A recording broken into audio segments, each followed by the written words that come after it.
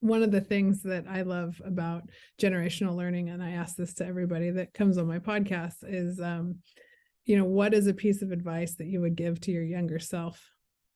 Be yourself, man. Like I think that's the biggest thing that I realize is like, and this is like I grew up being myself completely. Like I was wearing like Pokemon shirt, like I was a nerd, man. Like I was walking around like loved Harry Potter books. I was this nerd, this massive nerd. I loved writing and I loved reading, and I would wear these Pokemon and Yu-Gi-Oh shirts, and I was into the fantasy world.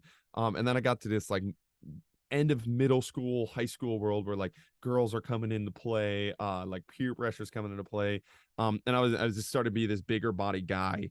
And girls at that time did not love reading, like they did not love any of that. Like they loved is like, okay, can you play sports and can you do this? And like so you got this stuck, and then same with your like the boys around you, like they're like, oh, come out for football, and you start and you get rewarded for these things. And I never really found fulfillment in that aspect of it. Like what I really love doing is reading, and what I really love doing is writing, and that's who I am deep down. And for like the end of middle school until end of college, like I really suppressed that in the without even really realizing it. It's just kind of happened. Like it turned into like what's socially being rewarded. Okay, like sports, and I'm kind of good at it, and I have this size and I have these natural abilities. Like, okay, continue to do these. It never really made sense why I really felt empty at the end of all of it. It's like, what is this? Like, why isn't it? But I'm getting rewarded socially for it. Like you're getting elevated socially for it. You're getting accepted into more groups. All these things are going right, except you know yourself, like that's not who you are. I'm wearing like these different clothes to like fit in and do this, and like it's just I was just never myself. So like going back, I just like stick, and now all I do is write. Like all I do is write and read, and I'm way more socially accepted and way more like I feel way more fulfilled, and I just feel like way better about myself. And I'm a nerd, like that's who I am deep down. Just because I'm big and like strong doesn't mean like I'm not a nerd. Like that's an aspect that like I have to look at myself and like, you are a nerd. Like that's a big part. Like nobody really gets that because you're like the meathead. So you have to like continue to be yourself and just understand and like spend time really knowing who yourself is, and like those moments in your day where you're so invested in what you're doing that like everything else is buzzing by and you don't even realize it. Like pay attention to those parts. Like that's writing for me. When I write, I could write for like 4 hours without realizing it. I'm writing, I look, I'm like, holy crap! Like my girlfriend's called me 3 times. She's gonna be like, uh oh, I gotta go on. I And love and it. then there's other aspects of my life where I'm just like forcing myself through. So just pay attention to the parts where everything is flowing and the moment is just so still and you're in it.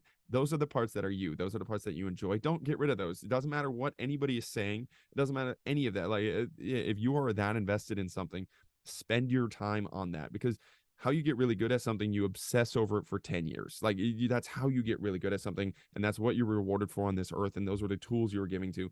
And how do you obsess over something for 10 years? You have to love it. Like that's where that probably grind mentality comes from. They see, okay, this person grinded for 10 years and then they're super good, so you just have to grind for 10 years and become super good.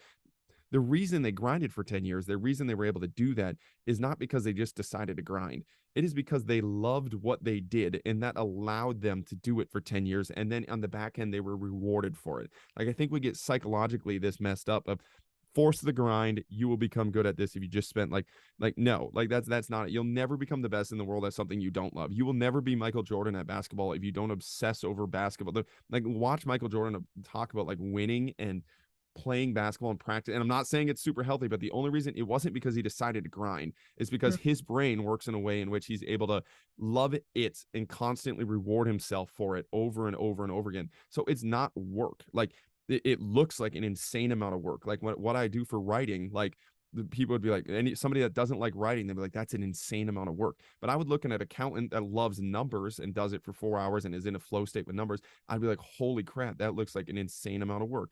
But that's the only way you get really good at something, is you love something so much that it really does become play. That doesn't mean it's all easy, but it becomes like that play aspect, and it allows you to do it for 10 years obsessively. And that's the only thing you become best in the world at, is something you obsess over.